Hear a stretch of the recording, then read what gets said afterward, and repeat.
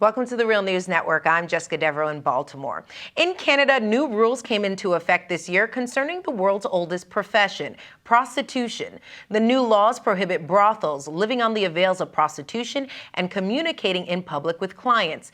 These new rules came a year after Canada's Supreme Court ruled that similar laws violated prostitutes' rights to safety and were deemed unconstitutional. We should remind our viewers that prostitution is technically legal in Canada, so this new law makes it illegal to buy sex, although it's perfectly legal to sell it.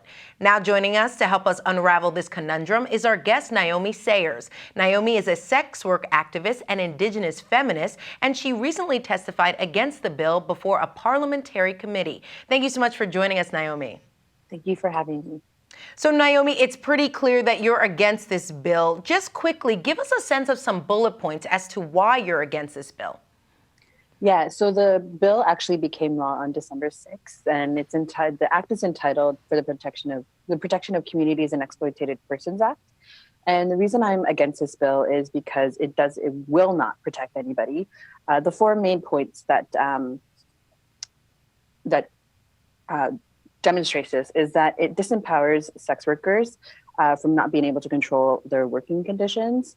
It pushes the most marginalized and vulnerable women, like Indigenous women, racialized women, or migrant workers, further to the periphery and away from protection and safety. And it also prevents sex workers from effectively screening their clients. And from this, predators who prey on sex workers already know that they will be more likely to, sex workers will be pushed to accept clients, who will be like, I won't give you that information because I carry the risk now. But that puts, sex workers at risk.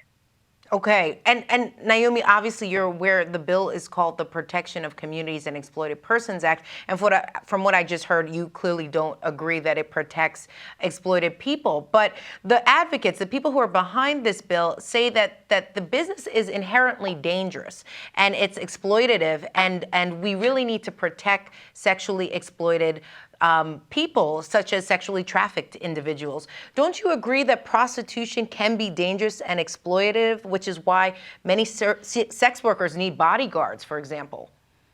No, it's not inherently exploitative or dangerous. A report that came from the government stated that, it continues to view prostitution as exploitative. And this was before this new law. And this was in 2007, before the constitutional challenge ever began. And nothing has changed. So, just because people say it's this way doesn't mean that is the reality, because the reality is, when you look at the evidence, John Ferguson, former RCMP superintendent, actually said that, does human trafficking exist? He says yes. Does it exist at the systemic level that is presented within the media or from people who want to abolish sex work? No. So it's not as systemic as it presents. And even when you look at the numbers that the government presented, they didn't even present any numbers. They just said victims of prostitution are many, but we don't have any statistics to support this. So how are they saying that victims of prostitution are many when they don't even have any statistics to back it up? And then further to that, even when they say that the profits from traffickers, they don't even add up. They say that it's $260,000 per year per victim that a trafficker makes. And they base that on the assumption that it's $900 per day from one victim alone. And the problem with that is that assumes that those victims are seeing at least either 3 to 9 men per day, every single day of the year, which is practically impossible to do. Okay, so then how would you address the issue of people who might be being forced to go into sex work because of economic desperation, for example? What should the Canadian Parliament be considering? Well, they should have consulted with actual sex workers and sex work organizations. There was thousands and thousands of pages of evidence that supported this constitutional challenge. And this evidence demonstrated that when you criminalize prostitution, that it does not protect the victims. And even the Global Alliance Against Trafficking in Women, which is, a global alliance, states that, criminalizing prostitution does not protect trafficked women and girls. Okay, let's talk about the roots of this legislation because obviously you were saying that that it doesn't protect the rights of women and girls, but advocates say that at the end of the day it does. So the figures can sometimes, depending on what side you're talking to, they can kind of promote certain numbers over others. I want to speak to the origins, though, and the legislation that began in Nordic countries like Sweden back in the 90s. And they put in place similar laws, and they've been able to sort of test the impact of their laws over the course of about a decade.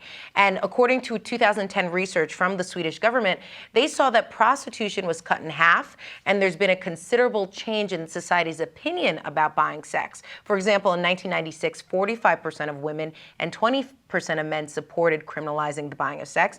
But by 2008, the numbers went up to 79% of women and 60% of men were in favor of criminalizing prostitution. So some might look at those numbers, Naomi, and say that this new law is going to affect demand in some way, and that might be part of your concern with this new legislation. What would be your response to that? Well, when you actually look at the research that comes out of Sweden, it states that, the fact that, it says that there was a decrease in prostitution, that's very misleading. They had no numbers to begin with to measure those, to compare those numbers to initially. And then with the trends in the industry is that, women are tending to work indoors and using the internet, and that's even like the outdoor sex trade, that represents a very small portion of the overall industry itself, especially within Canada. And when you look at the effects of the Swedish model in Sweden on Swedish sex workers, you see the exact opposite. They're less likely to go to the police. And if they're working indoors, they can be evicted from their home and from their workplace. And if they're not evicted, then the landlord can be charged. And further to that, there was also Petite Jasmine, who was a Swedish sex worker, who was murdered under the Swedish model because the Swedish model assumes that prostitution is inherently exploitative and harmful. And when prostitutes engage in selling sex, they're putting harm directly in their way. And that did nothing to protect her because she was murdered by her abusive husband and her children were taken away. Okay, so what's the next step for you guys? How are you going to fight this? Well, the challenging thing is that, how these initial the constitutional challenge came to be was, gathering of evidence. And the evidence was dead sex workers. So literally, other sex worker activists have been saying we have to wait for a body count. And how sad is that? Okay, that is quite sad. And we'll certainly keep track of this story. Naomi Sayers, thank you so much for joining us. Thank you. And thank you for joining us on the Real News Network.